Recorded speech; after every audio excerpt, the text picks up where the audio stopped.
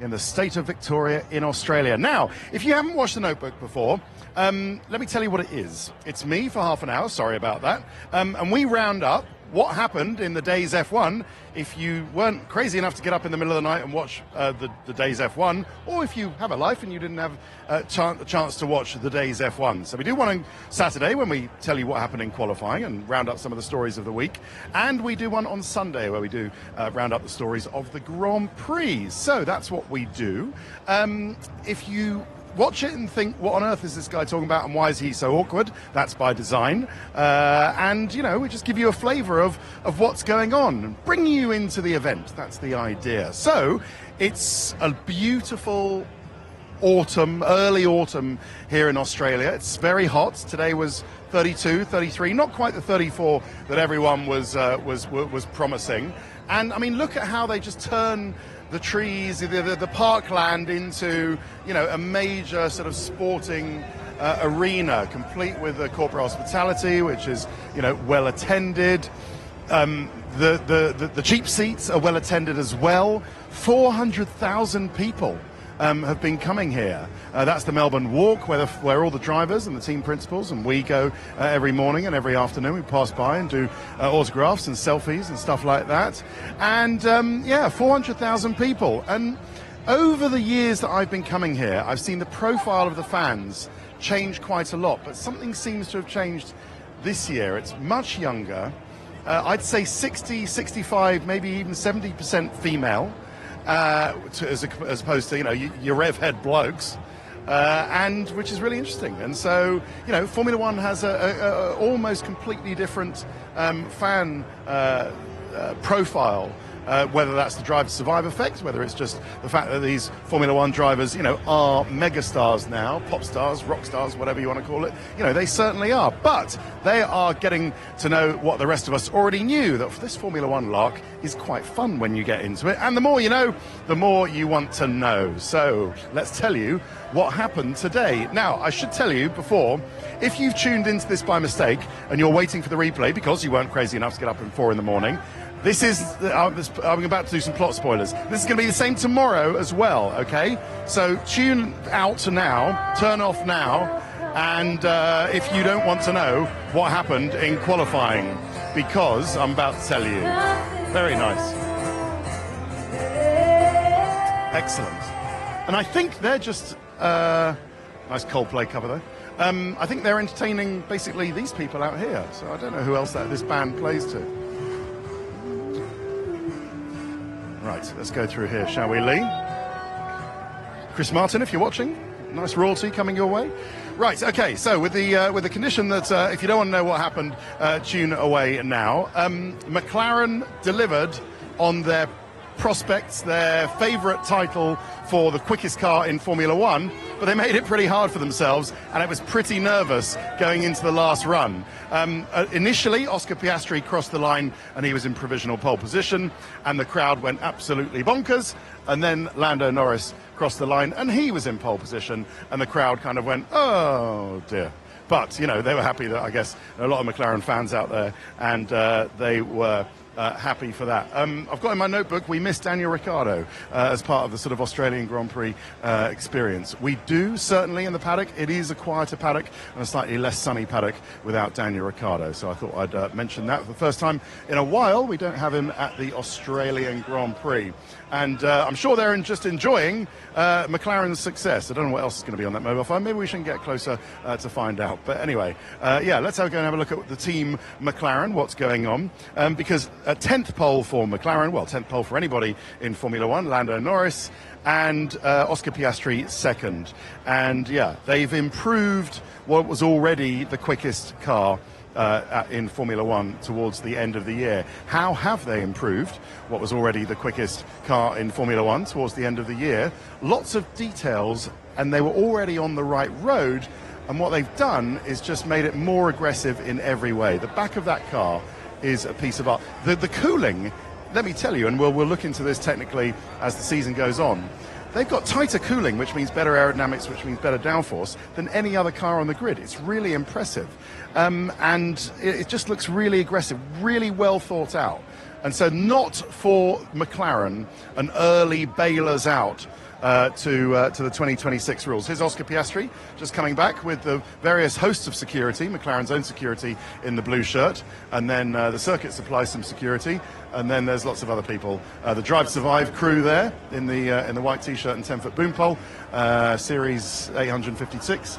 Of course, we'll be filming him. And I assume Lando Norris is probably on his way to us as well. So, yeah, they've made the car better. Lando Norris was P1 in Q1. Oscar Piastri was P5 in Q1. They were P1 and P2 in Q2 in a Lando Norris-Oscar Piastri order. And then it stayed that way in Q3. But without, as I say, it scares. Oscar went first in Q3 and messed up the last couple of corners and pitted. And then Lando got his lap deleted for track limits. So, you know, a bit nervous, I've got to say, going into the last bit nervous going into the last run of Q3. And yes, it was a bit nervous. It really was. But they both kept their cool and delivered what the car was delivered brilliantly, actually. As I say, Oscar first and then Lando, and well done to everybody in Woking, because as Andrea Stella said, they have built what Lando Norris called an unbelievable car. Right, let's talk about Ferrari next, because they are next in the paddock after finishing second in last year's Constructors' Championship, but they were not second today. In fact, they were the fifth quickest team. I've put in my notebook. Lewis Hamilton 8th, Charles Leclerc 7th. Charles Leclerc P4 in Q1, went early with Lewis in Q2, P5 and P6. But then towards the end of the lap, the front left had gone, said Leclerc. Then they didn't really deliver. There was less than 2 tenths between them. I mean, it was few for Lewis Hamilton. He was just into Q2 on his last run with a P6, having looked like that if he'd messed up that last attempt, he would have been out in Q1. It's quite possible today for Lewis Hamilton to be out in Q1. It was that tight. And then what Fred Vasseur, the team boss, said was that essentially whether they messed up the setup or the execution or the running, they weren't out on track at the right time. We will replay the team radio where Hamilton is told, he said, "Am I boxing?" And then Ricardo Andemi, his engineer, said yes. And then there was a stay out, you know, that we've heard Ferrari say now, there is Hamilton, in the past. And Lewis was like, well, what happened there? So a good question. And what happened there was that they didn't have time to box him and put in new tyres. And anyway, he didn't have any new tyres left. Whereas Charles Leclerc did come into the box, put new tyres on, and then went out again. But look, it wasn't perfect today. It wasn't anywhere near perfect. And Fred Vasseur, the team boss, a bit annoyed about it. Lewis Hamilton just into Q2 with that last run. Went early in Q2, the rear tyres overheated, stayed out, spun, recovered, and into Q3. And if we're learning with Lewis in terms of let's all learn an Italian phrase, as Lewis learns an Italian phrase, then what Italian phrase should we learn today? Must do better, should do better. And for our latest Learn with Lewis, we will ask Mara San Giorgio. Mara, we are learning Italian with Lewis. What is Italian for must do better? Bisogna fare meglio, dobbiamo fare meglio. There you go, everybody. We are learning with Lewis. Because I'm learning Italian with Lewis, and I'm learning with you. We should do. You can learn your Italian also with Mara. That's what I'm saying. You're educating millions of people here. Dobbiamo fare meglio. Dobbiamo fare meglio. We must do better. Yeah. Grazie. Prego. Grazie. That's the story for Lewis Hamilton today. There is Valtteri Bottas leaving the paddock, and I need to tell him that he was right. Valtteri, you were right. Do you remember, you told us in testing what the order was going to be, and you proved to be absolutely correct. It's not the first time. No, I know. It's not the first time. No, actually, I made a prediction for top 4, and I got it right. I know, you got it absolutely right. Not only did you get that right, you also got where Haas were right. Correct. And Sauber. And Sauber. Yeah. But, you know, it is the first race and the season is long, so... You were driving was it the 2004 BAR? 99. Actually, the first ever F1 car made in Brackley, which was pretty cool. Yeah. It had an F2 engine, But Don't spoil the image for all the nice people. yeah, no, but it was cool. A V10 Ferrari, you know. Yeah, it was nice. I got to drive an F1 car this weekend, so happy days. Okay. Nice to see you. Ciao, ciao. See you later. Yeah, we'll get on to Haas a little bit later. He's cool, isn't he, Valtteri? Right, so let's get on to Max Verstappen, Liam Lawson and Red Bull Racing, shall we? You can go and see what you can see down there. Lee, Max Verstappen P3, Liam Lawson P18. And, well, let's do Liam Lawson first of all. He was, let's be fair to him, because he was up against it with no preparation in free practice 3 after a problem on the power unit, a pneumatic problem on the power unit, and then so didn't get any preparation. So did a 17.0 when the fastest lap times were around the 1 minute 15 point, and then a couple of mistakes on his last lap meant that he was out in Q1. And I've written here in my notebook, somewhere in Guadalajara, Mexico, a man called Sergio is laughing his head off. I think that's unfair, but you will consider that Sergio might feel today that he might have done better than P18. I think that's unfair in many ways, but Liam didn't have any preparation. But you can only hope for Lawson's sake, I guess, for Red Bull Racing's designs on a Constructors' Championship, that this is not something that's going to pattern is going to be repeated with their other car, apart from that driving genius Max Verstappen is going to be going out in Q1, because that is not what they paid off Sergio Perez for a year ahead of his contract. But it was Max Verstappen's brilliance. P3 in Q2. They nicked P1 off the McLarens when they made their first mistake on the first run of Q3. Found another tenth of a second on his last run, and the tyres went off towards the end. But he finished P3 ahead of George Russell. I've already told you what happened with Liam Lawson. Liam does have the old nose, the different nose to Max Verstappen. That might be something to do with it. And what's the other story? Yeah, I mean, what do you think about Max Verstappen's view on this year? I said to Christian Horner, okay, look, now tell us what was going on in testing. Why did Max never really do a race run? Horner said, look, he didn't do a race run, but he did do some long runs. Have a look at his last long runs of the day and see that he was actually, we're in the mix type thing. Okay, they are in the mix, but are they going to be in the mix enough for him to score another championship, or is he really going to be have to play second best to the McLarens all season? I don't know. He is quite serious about his art these days, in that he has said, Max, stop TikTok. He has declined, so the story in the paddock goes, he's declined to do the silly TikTok things, the memes, or the things that you do on TikTok, with bursting balloons or whatever it is, or pressing stop on things, because he thinks that it's not befitting his status as, so the story goes, I haven't confirmed it with him personally, his befitting his status as an ambassador for the brands Oracle and Mobile One and all the high-class brands that he represents there, and it is not befitting the stature of a four-time world champion. So Max, stop TikTok. He's said Liam can do all the TikTok stuff, and not for him. Thank you very much. That was the other story. Right, Mercedes. Let's do Mercedes, and then we'll take a break. Here's Uncle Otmar talking to Pat Simmons, and Cadillac are in. So we have an 11th team in Formula One next year. It has been approved, commercial deal with Formula One, after all of that noise about them not letting Andretti in. All they had to do was change the name, make it General Motors and more of an OEM, a manufacturer team. Call it Cadillac FM, call it Cadillac Grand Prix F1. And Pat Simmons is going to be a consultant. Graham Loudon is going to be the team principal. A guy called Dan Towris, who's about 6'2" and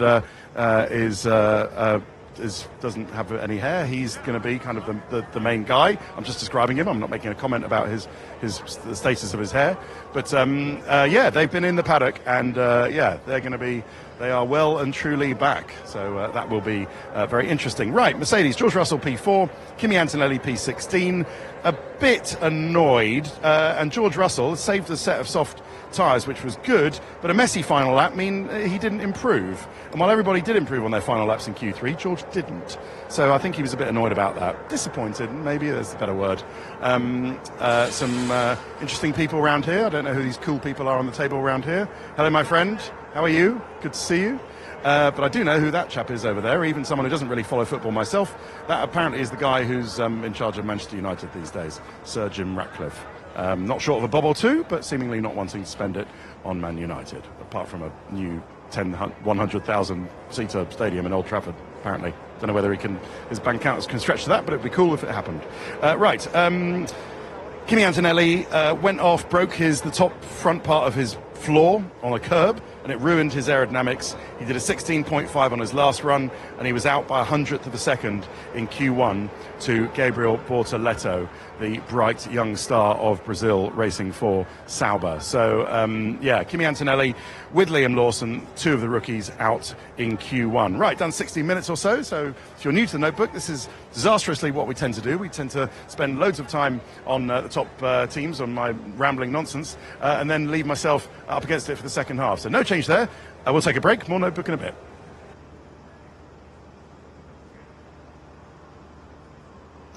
Are we on? Oh, my battery's gone. Oh, sorry, we are back with the notebook. And has my battery gone? It has. Look at that. That will tell me, won't it, Lee? Right. Okay. You can tell me, Lee, when the program is finished. Okay. That'll be interesting.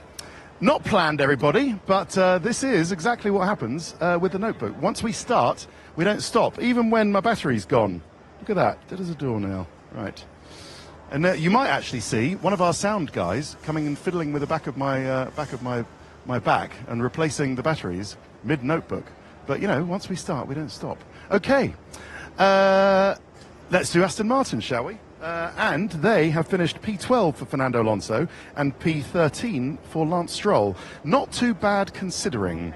Fernando Alonso went wide and damaged the floor in his first run of Q2, and we think that cost him around 0.3 of a second per lap in his final run, and that's why he didn't make it out.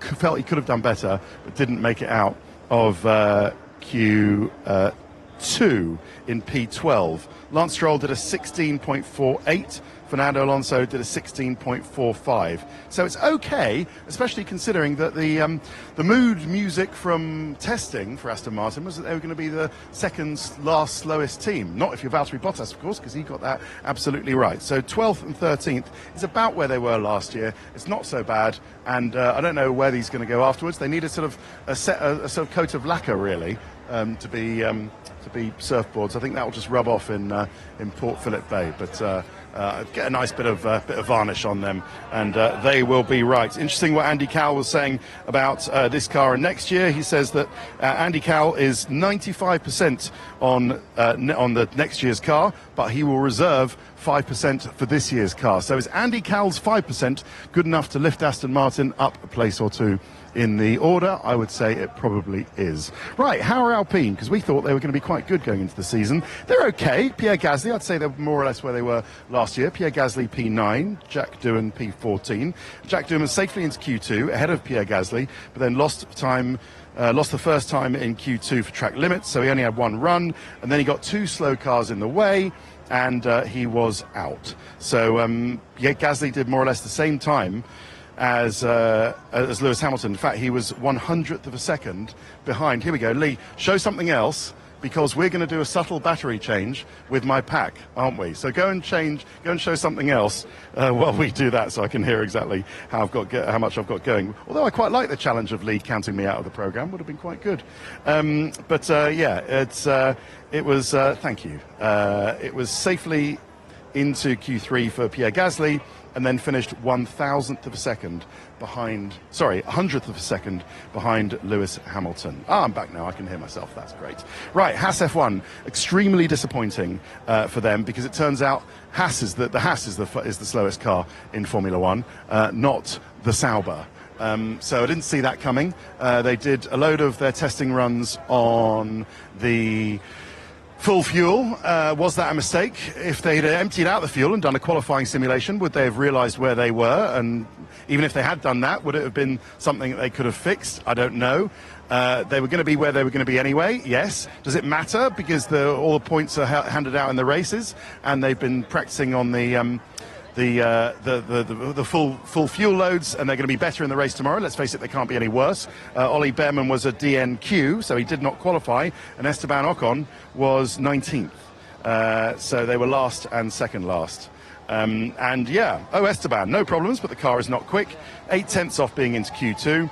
Valtteri Bottas was right, Haas are not fast. And Ollie, he had a crash in free practice 1. They tried to rebuild it, didn't get out for free practice 2. Then he had a spin in free practice 3, and then the gearbox conked out in qualifying 1, and he did not qualify. And I think the less said about that, the better. Let's hope for better things for young Ollie Behrman and slightly older Esteban Ocon and Haas F1 tomorrow. Yuki Tsunoda got a tow off Lando Norris, for which he says he's going to give him a cup of coffee. Because they do very good coffee down here at Racing Bulls, or RB, or whatever they're called these days. And he's ended up P5. And take that, Christian Horner, with your choice of Liam Lawson for Max Verstappen's partner. And Yuki, I think, is going to make a habit of this, of showing how quick he is. I don't think it's going to change Helmut Marko and Christian Horner's mind, because as far as they're concerned, they need Yuki to be as quick as possible to make this team as high up in the constructors as possible, so they can get the most prize money and sponsorship and all the rest of it. So Yuki's slightly on a hiding to nothing. I don't think he's ever going to get the Red Bull drive, or a Red Bull drive, but at least he's delivering and showing his quality and how quick he is, because he was P5 today. Isaac Hadjar, what a start, P11.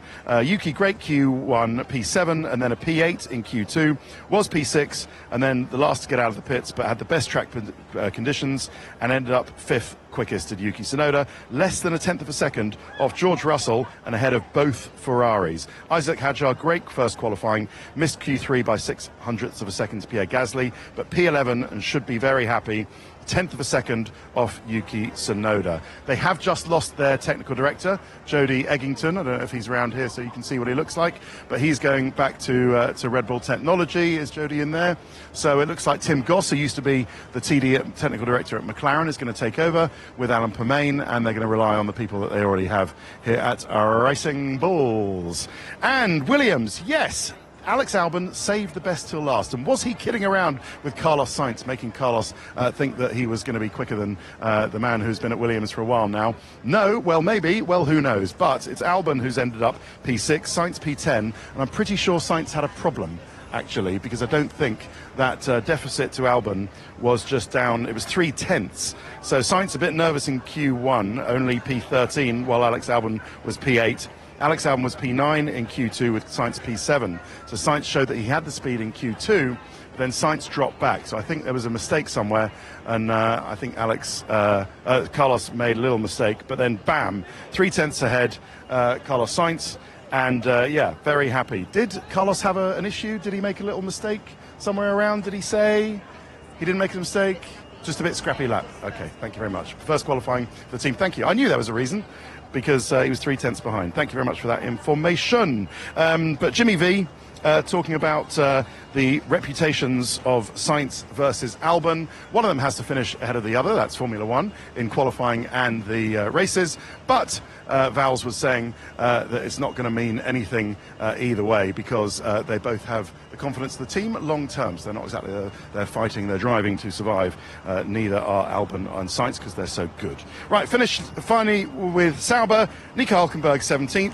And a star, I said it in testing, I love him, I think he's going to be brilliant. Gabriel Bortoleto of Brazil.